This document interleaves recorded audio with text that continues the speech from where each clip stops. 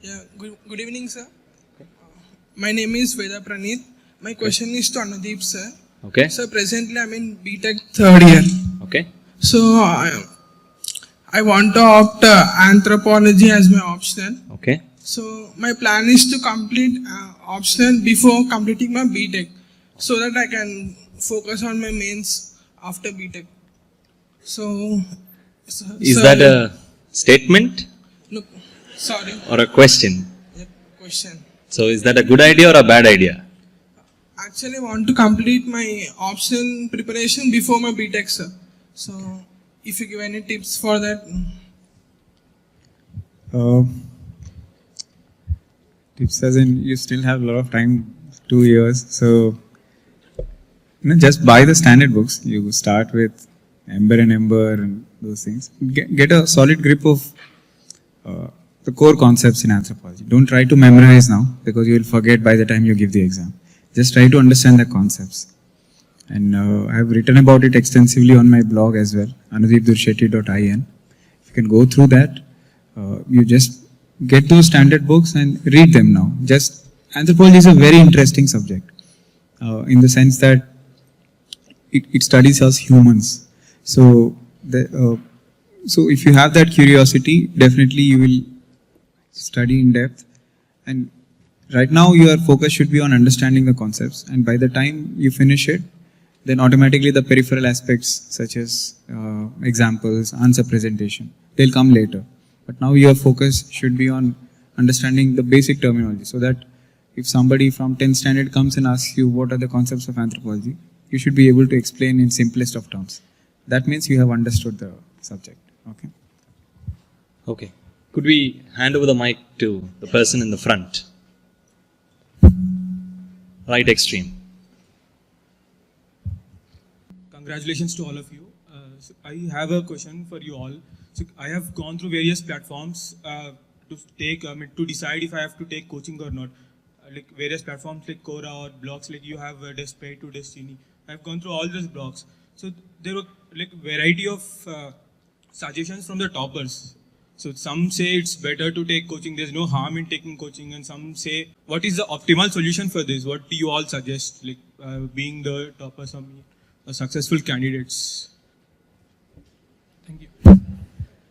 See, you get a lot of solutions, various different solutions precisely because it differs from person to person. How it worked for me does not work for him. So here we are 5 people. We all have different stories to how we have achieved this success. So ultimately you are the judge. Nobody can tell you that. Whether you require, when you read a subject and you think that your level of knowledge is not as good, and your coaching would help you get up to speed, then definitely you can take coaching. And I have written to that extent in my blog as well. It depends on person to person. For somebody, there might be who is interested in self-learning. Just if you give that person books, they would study at home and then write test series. For somebody, writing is a problem, so they would take test series.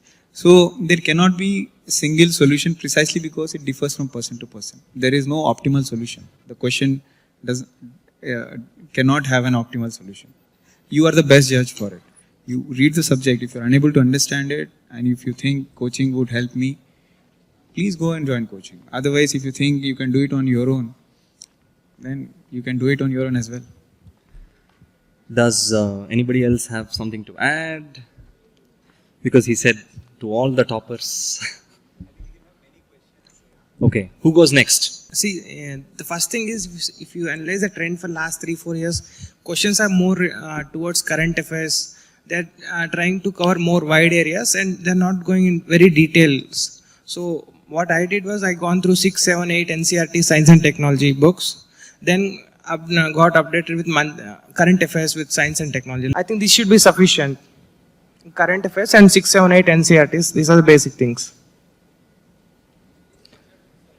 Okay, who goes next? 6, 7, 8 NCERT science and technology. One in the blue shirt. Yeah, in the middle. Thank you. Sorry, I'm having to cut you down because there's too many questions that are being asked. Thank you. I just wanted to one question. First of all, congratulations to all of you, but my question would be very specific to Mr. Anubhi. You are in IRS service, which will have a lots of training and information coming from the training itself, and at the same time, you need to prepare a lot for the examination. You need to read a lot. How do you manage the information coming from information that you learn from the training, as well as you train yourself for the examination? How do you manage? And just wanted to know one more thing, like how a typical day would be in a working day in the training for you, for covering both your training sessions and your preparation sessions. That's all. Thank you. Okay. This is one of the most frequently asked questions actually. And it's understandable because many people don't want to leave their job as well. So, just want to clarify that I had finished my training in this attempt. I am a 2014 batch IRS. So I am working in the field since the past 2 years. For me, when I decided to give this attempt, after skipping 2016, that when I decided to give this attempt, I knew what I had to face, that definitely I cannot quit my job, nor I can go on an extraordinary leave completely without pay leave. So I had accepted the limitations. So for people working with jobs, the first thing you have to erase is that inferiority complex. The success that you get is not proportional to the number of hours you put in at your study table. It does not mean that somebody who's studying for 12 hours will anyway perform better than somebody who's studying for 4 hours. So erase that inferiority complex. Once you do that, then it becomes a matter of robotic planning, like without any emotion. Like I used to do, okay, I get 3.5 hours on a work day. On weekdays, I get around 12 to 14 hours. I used to club those hours, and after a week, these are the number of hours I used to have, and these are the topics that I have. So how many hours I would give for each topic. That was the only thing I did. And I never thought the preparation was perfect or anything. But what my success should suggest is that if you do as per your plan, if you stick to your plans, if you do it perfectly in a focused manner, definitely you can achieve success. And to the second question of typical day of my work day, I have to be in office at 9:30 a.m. I never got time to prepare in the morning. I'm not an early rising person. So 9:30 I am in office, and because of GST last year, the work was a little hectic. July 1st, 2017, GST got introduced. So sometimes I used to come at 7:30 back home, 7:30. But by 8:30, I would keep away all the distractions, and 8:30 to 11:30 or 12, 3.5 hours only for this. You cannot have multitasking abilities. Like you cannot be doing so many things. At that point in my life, clearing civil services with a good rank, getting into IAS was the major target. And I have dedicated every free time that I had to this one core thing. So that's how you have to plan. Of course, as I said, we have limitations, people who are working and preparing with the job. But you should overcome your inferiority complex and give the best whatever you have. And that will be enough for you to succeed. The one with the red pen, who's raising the red pen. Sir, here, over here.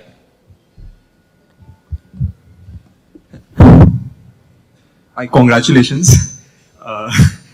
First of all, like I've given many attempts before, so I want to know about prelims because it's a very big challenge to clear prelims. Like any opinion, like what should we do for prelims?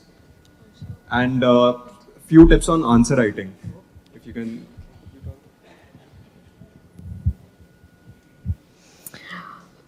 Okay, so as we have seen in the last couple of years, the standard of prelims is only getting more and more difficult, particularly in light of the paper that we got this year. Although all of us have cleared, we were of a unanimous opinion that it was much more difficult than last year's paper. That being the first point. Second point is the fact that the vacancies have been decreasing, as you can see. This year they've been around 780 vacancies in total, which brings down the number of people that are going to write mains, that are going to qualify prelims. So competition is only going to increase, and it's going to become more brutal in the future.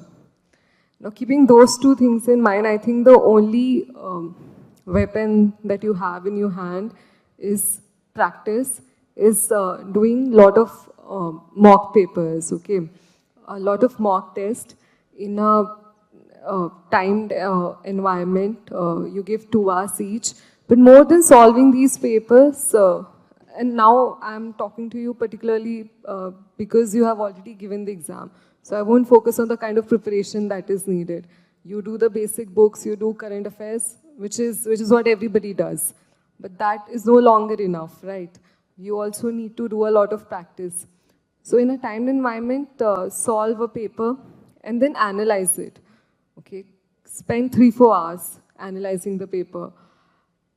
Solve about 30 to 40 questions to understand the kind of papers, to understand the kind of questions that are being asked. And then what I would do is, I would draw up a matrix of 10 by 10.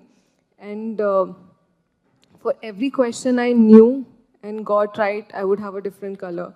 For every question I knew but I got wrong, I would have a different color. Every question I guessed, a different color. Every question I guessed which came out wrong, a different color.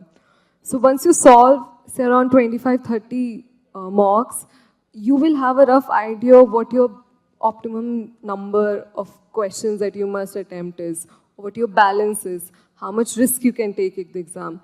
And trust me, it's very important to have this idea before you walk into the examination hall. So try doing that. Try going through the kind of questions that are being asked. Because as you can see, in particularly talking about this year's and last year's paper, you cannot find such questions in traditional, conventional sources. Even the current affairs module may or may not cover these obscure topics. So, firstly, keep yourself open to all kinds of information. And secondly, use elimination when you are solving such questions, okay? Use logic by a bare understanding of your basics. Try reducing those 4 options to 2 probable options and take an educated guess. Because I feel that is the only way you can go about it. And on the day of the examination, just don't have any blockade or any preconceived notions about the exam. Because every year, the kind of questions that are being asked, it is going to throw everyone out of gear, okay? So just be open to it. Try being as smart and as agile you can in the exam. And stay calm. That is the only input that I can give. And hope for the best. Try having because every year there are people who are scoring considerably more than the cutoff. So it is not a completely undoable feat. It is not something that cannot be achieved. If people out there can do it, so can all of you. And that only comes by doing mocks and understanding the nature of questions that are being asked. Thank you. Okay. Just briefly about answer writing, I just wanted a couple of minutes. Answer writing, there is single biggest change that I had done in this attempt compared to my previous attempts. So 3-4 steps that I used to do for every question is, first thing, when you read the question, you have to break it into subparts. Every question, it has a prologue, then it has a question, and then examine at the end. So your task is to break the question into subparts. And each subpart you answer specifically under a separate side heading. So that just by looking at the answer, examiner knows what you are answering. And it also helps you not ramble around, beat around the bush, rather than and stick to the point. And second is, give current affairs example wherever possible. Flowchart diagrams, wherever apt, definitely they improve the presentation. And introduction, as I was saying all throughout, it should be simple but substantial. That if you are defining something, it should be in a simplistic of words that you you break it down into its basic components, or into black money or inflation or such concepts, so that examiner knows you understand the concept. And lastly, try to be novel in your answers, because everybody reads the same topics. Where you can have that edge is when you quote good examples that examiner will not find in other papers. To give one example, last year they asked a question on WASH scheme, sanitation, health and water. Now, that question, after writing, I immediately recollected a very good example where in Warangal district, Secretary of Water Resource Ministry came over to clean the toilet pit, because that was an innovative twin pit toilet solution that is very cost effective, affordable and scalable to throughout India. that was praised by Modi in Prime Minister Modi in his Man Ki Baat, and Secretary was there. So I quoted that example that to improve the sanitation, this twin pit toilet solution can be scaled up towards to attain Swachh Bharat.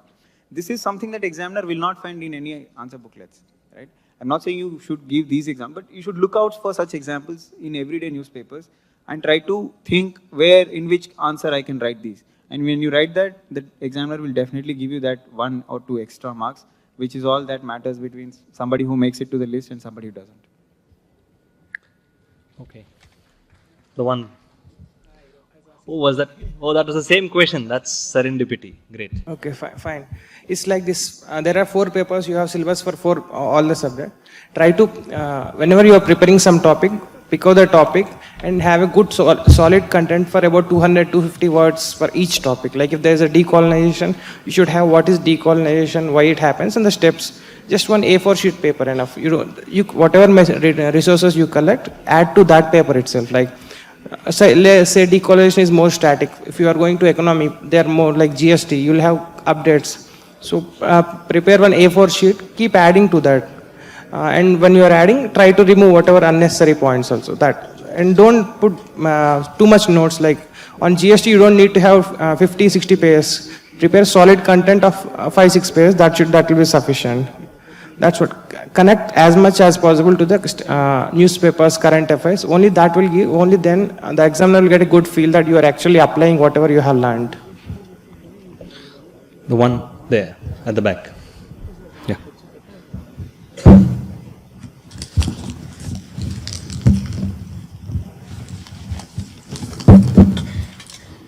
Good evening, sir.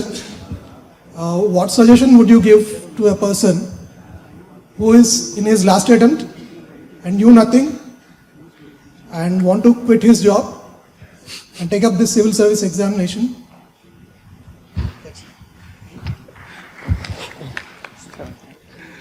See, I can give suggestion, but I don't know if this works for you.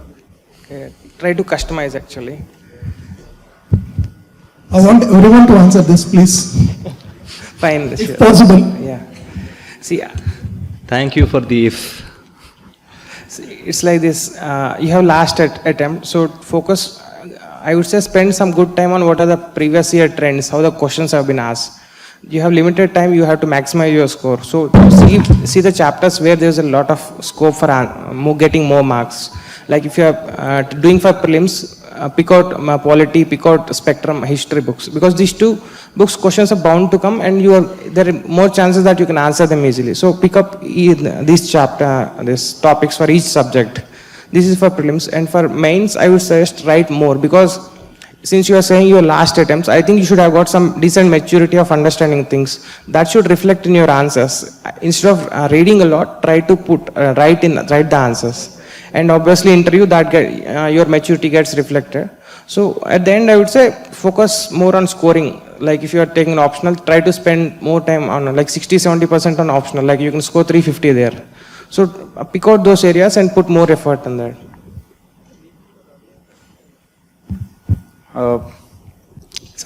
I agree with most of what Harsha has said, except that, first forget that this is your, last attempt and raise the stakes so high that you unnecessarily get anxious just before the exam.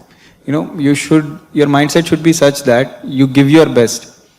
Whatever you've got 1 year and you have quit your job. So you have only one job right now to prepare for the civil service. So give it your best. And what happens later, baad mein dekha jayega, right? So that mindset is very crucial. As I said, to give your best, whatever in the time that you get. And as Harsha has said, try to customize, because you cannot be running after all the resources. Try to see previous year trends and where the questions are being asked, and try to get a solid understanding of those things and practice more for mains. Ultimately, your selection depends on how well you do in your mains exam. So practice more and write good answers, and give with that never without detachment, that whether you clear or not, that comes later. Your part is only to do your best now. That mindset, once you do that, I think you can clear it definitely. I would say that it's a risky shot. Like, I'm being practical here. You can follow whatever they have said, but it depends on you, like whether you are married or not, what responsibilities do you have, or how supportive your family is, how supportive they are, or your financial background. It depends on all of those. And if you quit the job and God forbid, if you don't make it to the list, just imagine those things and take the decision. You are the best judge.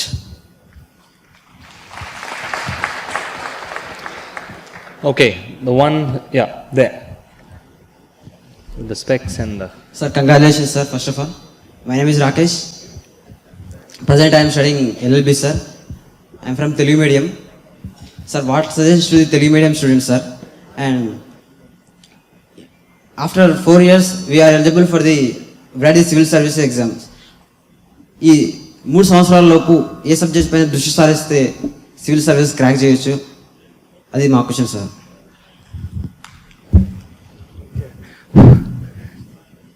Fine. You can write exam in Telugu. Telugu కూడా exam రాయొచ్చు. Even నా schooling primary school government స్కూల్లో అయింది. So don't worry about Telugu English. So only thing ఏంటంటే what ever నీ మైండ్లో ఉంది దాన్ని పేపర్లో స్పష్టంగా పెట్టగలుగుతున్నావు, అది important, that's all. And the problem with Telugu ఏంటంటే మెటీరియల్స్ ఎక్కువ అవైలబుల్ లేవు, అదే major problem. Apart from that Telugu English everything is same. So దానికోసం నువ్వు కొంచెం ఎక్స్ట్రా ఎఫర్ట్ చేయాలి. వాట్ ఎవర్ మెటీరియల్ నీకు ఇంగ్లీష్లో దొరికితే దాన్ని నువ్వు కన్వర్ట్ చేసుకోవడం, లేకపోతే దా మెటీరియల్ కోసం you'll have to run around different పీపుల్ని కలవాలి, అది major problem with Telugu. Apart from that Telugu I don't see any problem. And 4 years time you are saying, I think you have decent time. What instead of doing try to develop this habit, like you will have to read extensively, try to develop that habit. You will have to sit for 8-10 hours and you will be able to read books. You should able to understand the things. Try to develop this reading habit. Don't worry about you have decent time. Wonderful. The one. Yeah. Sir, good evening. Congratulations to all toppers. My question is, what will be the typical working day of a topper? I mean, how you will work for a day? How you are studying and how you are revising? Anyone? So it's like a day plan. How much time do you study? Okay. So essentially it will be different for all of us. I can only share you my experience. So even I am a very late night person, so I used to wake up very late in the morning, 9 or 10. And then typically on an average I used to study for 8 hours. On some days, like if it is 10 days before the prelims, I used to study a lot, like it could go until 12 or 14 hours. But as Anudeep has also said, planning was very essential. So I would look at the syllabus and I would plan that on this particular day, this is the topic that I would cover. And if I break it down in these 8 hours, around 1.5 to 2 hours would be with regard to the newspapers and making notes in them. And then towards my optional also, I used to devote a lot of time. And because optional is very important, you can score a lot more in optional and essay combined rather than all the GS4 papers. And then also with regard to static part, it depends whether how close the exams are. If it's very close to the prelims, you have to devote some time to modern history and polity essentially, and you have to memorize those things, and they can happen very late into the syllabus. So, and current affairs, I would revise the notes like what I had done 1 week past. I would make a note of them and compile them subject-wise, like there would be a folder for economics, there would be a folder for polity. So I would always revise 1 week back's folders so that I keep them refreshed. So essentially that's the thing, and it would be very personalized. So I suggest that you customize to yourself and you make a plan and how you study. So it's a very personal choice and you're the best judge for it. The one in front of you. Congratulations to all of you, sir. My name is Rajendra. I already attempted 3 attempts. And my question is, newspaper strategy, what to read the things in newspaper. As the current trend, last 3 years, everything is asking from newspaper. I was reading lot of books. How to get things from newspaper is my points. Yeah. See, paper GS2 and GS3 are 70 to 80% of current affairs. And current affairs, many aspirants find it a problem of preparing. In the sense that it's all scattered. There is no one standard book like Lakshmikant. You read Lakshmikant and you are good with polity. And current affairs is ever changing. So current affairs, the first thing you have to keep in mind is go after issues, not news. For instance, India-China relations, it's an issue. Now for each issue, there might be new developments over a period of time. From the day now to by the time you give your mains exam, there might be additional developments. So whatever that is happening, for a particular issue, you should have enough content to write a 200-word answer. And once you have it, then you are good to go with that particular, any question on it, you will be able to answer. For instance, last time they asked about GST, they asked about NJAC, National Judicial Accountability Commission, they asked about right to privacy judgment. These are all there in newspapers coming over and over. The problem is not that the aspirants do not know these are important. They know they are important. But they keep on reading about on the same issue hundreds of articles. And by the time you give the exam, you only have 7 minutes to write 120, 130 words. Now how much will you write? So go after issues. You know, in your notebook, you should have at least 100 to 200 issues that are probable for this mains exam. And each issue you should have 200-word answer. For instance, GST. Last time, for each issue, I used to have this 4-5 structure, like historical background, what is the factual content, what is the current status, why is it in news, and what are the pros and cons, like benefits and the challenges, and the conclusion. You take any issue, it can be fit into these 4-5 components. Like if you take India-China relation, what is the historical background? What are the agreements do we have with them? What are the water treaties, if any? If not, what are the issues? That comes your factual content.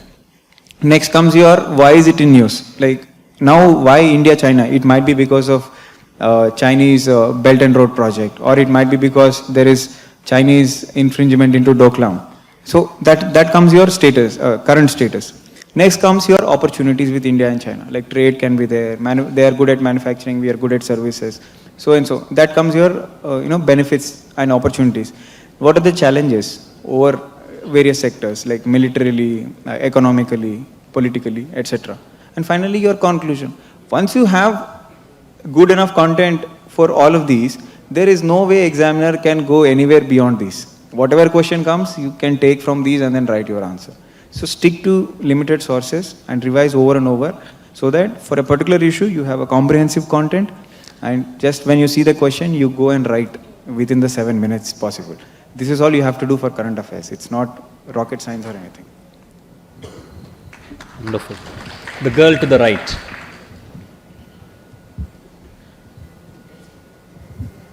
Congratulations to all of you. I don't actually have any question, but I just want to thank Anudeep sir for his blog. I had gone through all the blog posts. I mean, even my optional is anthropology, and I don't even remember how many times I had gone through those. I mean, lastly he had kept the third article, but before that I had gone a number of times, and it had become as part of my syllabus. And Thank you. Thank you. And I really feel grateful for the help you're providing for aspirants like us. Thank you. A lot. Thank you. And, Thank you so much. And also, I'm eagerly awaiting for your mains blogs. Yeah. So I'll be repeating whatever I've said, like the answer writing and it's in the works, because I want to write so elaborate that there will not be any more questions. So it takes a little more time, but it will be up within next 10 days. Both. It will be in 2 parts. First part will be the book list for GS, General Studies, all 4 papers. The second part will tackle current affairs, how to deal with it, and the art of answer writing, like how to write a good answer. So both these articles will be up in 10 days' time. And lastly, sir, I had actually had commented in your post, and I also had said you about, I don't know whether you had remembered it or not, but that my mother had actually felt very happy for your success. I really want to share it again. Thank you. Thank you. The one to your left, yeah. Congratulations, sir. Sir, my question is to others, sir. Sir, is it a better choice to choose engineering subject as an optional? And what is the scope of scoring? See, any technical subject, engineering, maths or physics. So the point is, the syllabus will be very large. You will take a lot of time finishing the syllabus. For subjects like anthropology or geography, essentially even the classes last for 3 or 4 months. In engineering, like mechanical engineering, I ended up studying almost for 8 or 9 months just to finish the syllabus. But the point is, once you finish the syllabus thoroughly, on any given day, you can score 280 or 300 plus. But in other optionals, that would be very subjective, because anthropology or sociology or even pol science, etc., are very subjective optionals. So it's not just about what you're writing, but it's also essentially about what the checker is thinking about your answer. But in technical subjects, the answer is finalized. Your answer is a fact. It's like 2 plus 2 is 4. So all you have to do is to solve the question correctly. So your only job is to finish the syllabus. And there are a lot of institutions which provide mock tests, etc. So once you finish the syllabus, go for some mock tests. And there will be a very high chance of scoring good marks in technical subjects. In my first attempt, I had only scored 216 out of 500 in mechanical optional. But then I started preparing more. I checked where I was lacking, and I built up my potential more in those terms. And in the next optional, I scored 316. So there was an increase of 100 marks in just 1 year. And that is possible in technical subjects. And there are some of my friends who used to score 280 in geography in 1 year, and then they ended up with 250 in the next year, and they did not realize how did this happen. So in those terms, technical subjects would be better off. But again, it's up to you whether you finish the syllabus and you work thoroughly in those fields. So it's always an advantage if you have a technical subject. That is my opinion. The one with, yeah, you can give the mic. Hi, myself Sharad Durshetty, and my question is for Anudeep Durshetty brother. Are you really brothers? Yeah. Cousin brother. My question is, Anaya, me strengths ఏంటి, మీ weaknesses ఏంటి, మీ weaknesses ని మీరు ఎలా overcome చేశారు, మీ strengths మీకు ఎలా ఉపయోగపడాయి civil services కి?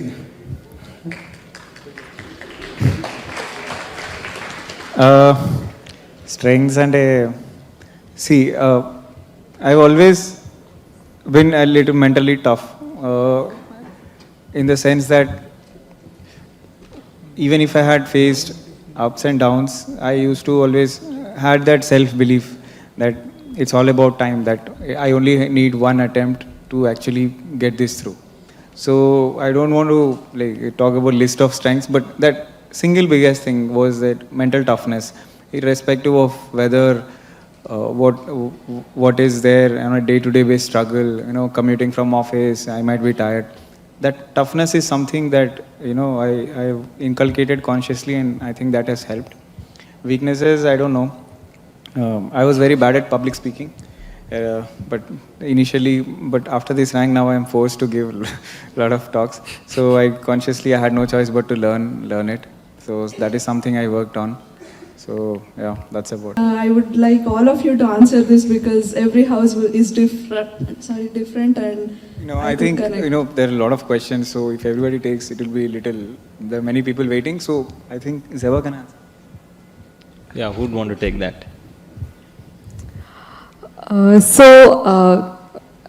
I think I am indeed the right person to answer because I was indeed staying at home while doing the course of my preparation.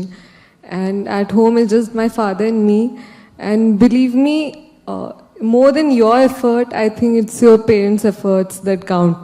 Both in terms of giving you the confidence through your highs and lows. Lows which come way too often in this exam, more than what you would like.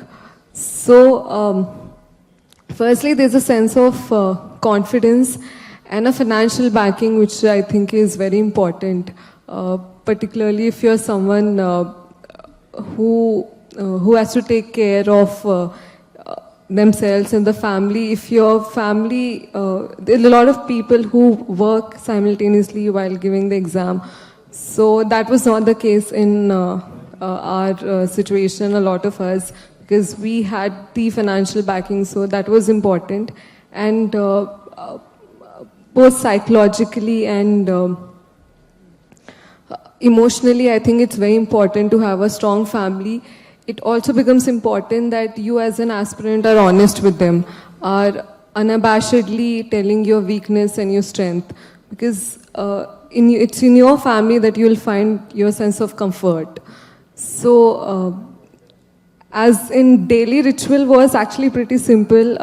When my father would come home, he would just ask me about my day and probably ask me about any current issue that was going on. And when I would give him a pretty decent answer, he would be very impressed. So those kind of small appreciation when you get from your family member, I think that keeps you going, that makes you feel that you're going on the right track. So that was it from my side. Okay, could we take the next? The one behind you with the green stripes, yeah. So I have three quick questions for you. Any one of you can answer, because since you all have qualified. My first question is regarding integrated approach for both prelims and mains. I mean, anybody can. Okay. How to do integrated approach for both prelims and mains. Okay, what's your second question? And regarding notes making from Rajya Sabha TV and Air India, I mean All India Radio News. Wonderful. And third question is about mentioning examples, especially in essay and mains, essay and ethics. I heard many toppers talks that they have mentioned that personal examples, better mention personal examples. Is it really true that mentioning personal examples is possible in exam, or you can, copy something like from newspaper or somebody's answers? Like, can we do this? Okay, first I'll answer the third one. Okay. See, ethics exam is like this. They are not asking what is ethics. They are asking how ethical you are. This is the basic thing. So how do you say I'm more ethical? You'll quote from your personal life. Obviously, you can't have everything in your personal life. So you can collect examples in your preparation. You can use Quora, you can use internet. So you can get even your friend's example also. You can say it's my example unless you get caught there. So I think in this 1 year preparation, you'll collect examples. You'll collect examples because at that exam 3 hours you can't get fresh examples. So your most effort, most of your time will be on collecting the examples. Like you'll collect example, try to fit it with the topic. Like if you are doing integrity, try to do it in simple terms. Like and in the exam you will put it there. This is one thing. And it's true that the more examples you write, you'll get the more marks you'll get. There's no question, second thought about that.